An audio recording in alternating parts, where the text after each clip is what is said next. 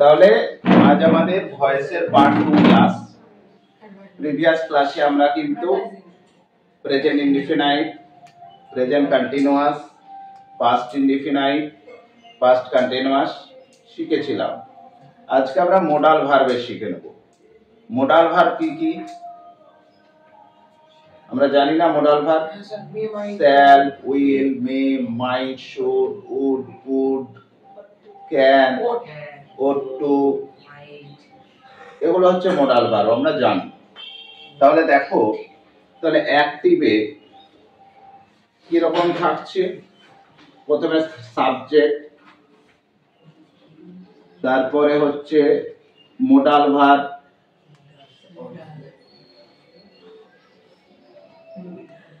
গতদিন এখানে auxiliary verb থাকছিল, আজকে থাকবে মোডাল ভার্ব। আর আরেকটা জিনিস মাথায় রেখে দেবে, যেমন ইনফিনিটিভের পরে ভার্বের 1 হয়, মানে 2 প্লাস ভার্বের 1, মোডাল ভার্বের পরেও ভার্বের 1, তারপরে অবজেক্ট, তারপরে ইটিসি। তাহলে এটার প্যাসিভ আমরা তো গতদিন শিখেছি, ভয়েস মানে অবজেক্টকে সাবজেক্ট, সাবজেক্টকে অবজেক্ট হবে। তাহলে অবজেক্টটা চলে আসলো, মোডাল ভার্ব যেটা থাকবে সেটাই বসিয়ে দেবে।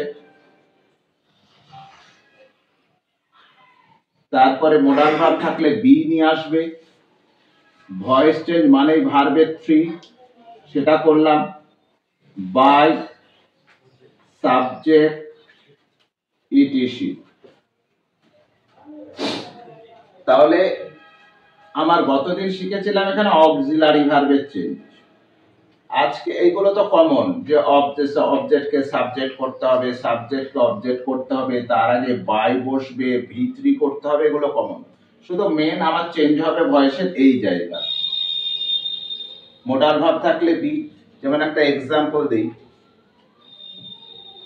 He can do it.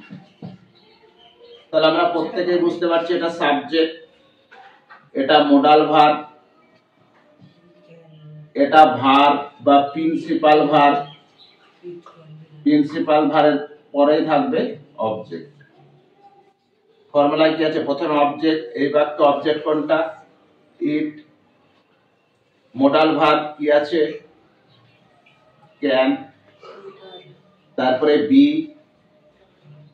তারপরে ভি3 ডু, ডিড, ডান, বাই,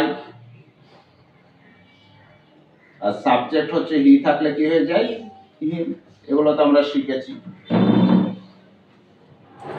নিয়ম সে একই রকম, শুধু চেঞ্জ কি হলো? শুধু বি নিয়ে আসতে হলো। এম ইজ আর ওয়াজ আর কন্টিনিউয়াসে কি নিয়ে আসছিলাম? বিইং নিয়ে আসছিলাম, এটাই নিয়ে আসছি বি। আর একটা যদি হ্যাভ হ্যাজ হ্যাড থাকে তাহলে বি। দেখা গেল এই জায়গায় তোমার মোডাল ভার্বের জায়গায় রয়েছে হ্যাভ অথবা হ্যাজ অথবা হ্যাভ। তাহলে কি করবে? এই জায়গাতেও হ্যাভ অথবা হ্যাজ অথবা হ্যাভ, এই জায়গায় হয়ে যাবে বি। ভয়েস আর কিচ্ছু নেই, একটা হ্যাভ হ্যাজ হ্যাড, একটা মোডাল ভার্ব, একটা এম ইজ আর, আর একটা ওয়াজ ওয়্যার। তাহলে হ্যাভ হ্যাজ হ্যাড থাকলে তাহলে আমি বলতে পারি যে am is are, was were থাকলে আমাকে নিয়ে আসতে হবে বিইং। হ্যাভ হ্যাজ হ্যাড থাকলে তো বলে দিলাম। তাহলে আর মোডাল ভার্ব থাকলে তো আজকে পেয়ে গেলাম। এই তো ভয়েস টেন্সের বা অ্যাসার্টিভ সেন্টেন্সের বা ইন্টারোগেটিভ সেন্টেন্সের। ইন্টারোগেটিভ হলে কি হতো? ধরো এই ক্যানটা এখানে থাকতো, এটা ইন্টারোগেটিভও যদি হতো তাহলে এইগুলো প্রথমে হতো, এগুলোকে বলে ইন্টারোগেটিভ। আমি একটা বাক্যকে ইন্টারোগেটিভ করব কি করে? প্রথমে অক্সিলারি ভার্ব করে দেব। এটা ইন্টারোগেটিভ ফর্ম হচ্ছে ক্যান, হি, ডু ইট, এটা কোশ্চেন মার্ক থাকবে।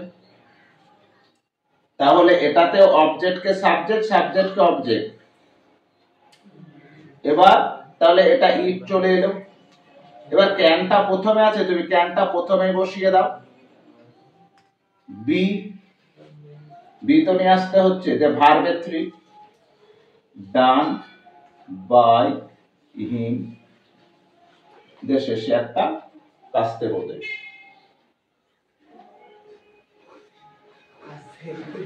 ঠিক আছে, ক্লিয়ার হলো? ইন্টারোগেটিভটা কিছুই না, তুমি যদি অ্যাসার্টিভ পারো সব সেন্টেন্সে তাহলে ইন্টারোগেটিভটাও পারবে তোমরা, কেননা ইন্টারোগেটিভে প্রথমে অক্সিলারি ভার্ব। ঠিক আছে, ইন্টারোগেটিভ তুমি বলতে পারো, আমি তোমাদের বলে দিয়েছিলাম না ওয়াশপো, এটা মাথায় রেখে দেবো। ওয়াশপো, ওয়াশপো মানে হচ্ছে WH word, auxiliary verb, subject, principal verb, object.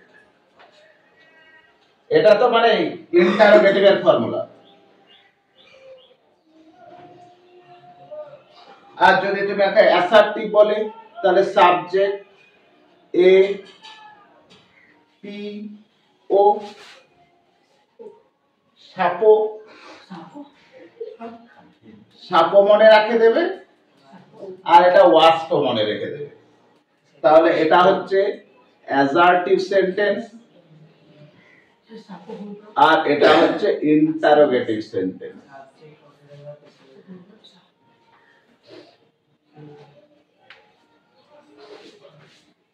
Clear করতে পারলাম? এবার নেক্সট, এবার যেগুলো এটা চেঞ্জ হয়, একটা ডাবলএইচ দিয়ে করে দেখাই। হু knows you,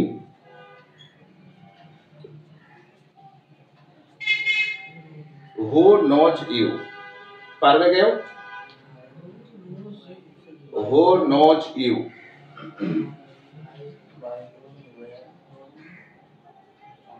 তাহলে আমরা জেনারেলি কি করি, হু থাকলে বাই হোম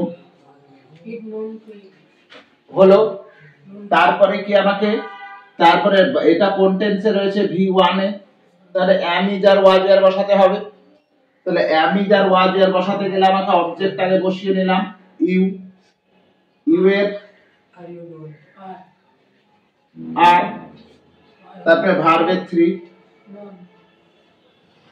নোন, লাস্ট একটা কাস্তে বোধে দিলে হয়েছে। এটা হয়নি, কেন হয়নি দেখো, এটা তুমি সাবজেক্ট ধরে নাও, এটা অবজেক্ট ধরে নাও, ইন্টারোগেটিভ তোমাকে ভাবতে হবে না। ঠিক আছে, এবার ভয়েস করি। ভয়েসে কি হয়, অবজেক্ট কে সাবজেক্ট, সাবজেক্ট কে অবজেক্ট। এটা হুটাকে একটা মানুষই ধরে নাও, যে কোনো একটা নাউন ধরো, তাহলে ইউটাকে প্রথমে লিখলাম, তারপরে নোজটা ভার্ব 1 এ আছে, তার জন্য am is are, তাহলে ইউ আর। এবার কি নো এর ভার্ব 3 কি নোন। এবার আমরা জানি না নোনের পাশে টু হয়, জানি তো, তাহলে নোনের পাশে টু, এটাকে আমি ধরে নিলাম হু থাকলে হুম হয়, তাই তো? তাহলে কি হলো, টু হুম হলো। এবার তোমার, আমার তো ইন্টারোগেটিভে লিখতে হবে আমাকে, তাহলে প্রথমে WH ওয়ার্ড, কোনটা WH ওয়ার্ড, এটা টু হোম, তারপর অক্সিলারি ভার্ব, ফর্মুলাটা দেখে নাও ওয়াশপো, তারপরে এ অক্সিলারি ভার্ব, তারপরে কি আছে সাবজেক্ট এস, তারপরে কি আছে প্রিন্সিপাল ভার্ব নন, তারপরে আর তো কিছু নেই, সব তো লেখা হয়ে গেছে। অবজেক্ট থাকলে বসিয়ে দিতাম।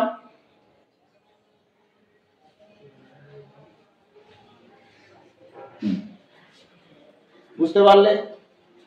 তাহলে অন্ধের মতো যে হু থাকলে বাই হুম হবে এটা বসাবে না, একবার দেখে নেবে যে এখানে কে ভার্ব ফর্মটা কিরকম আছে। তাহলে আজকে ক্লাসে মোডাল ভার্বটা হয়ে গেল, একটু রিভিশনও হয়ে গেল। Have has had, am is আর was were, মানে পুরো অ্যাসার্টিভ সেন্টেন্স আর ইন্টারোগেটিভ সেন্টেন্স একটু মন দিয়ে দেখলে তোমরা বুঝতে পেরে যাবে, কেননা প্রত্যেকেরই ভয়েস সম্পর্কে একটা প্রিভিয়াস নলেজ আছে। সেটা একবার তোমাদেরকে কি করে দিলাম, রিভিশন দিয়ে দিলাম।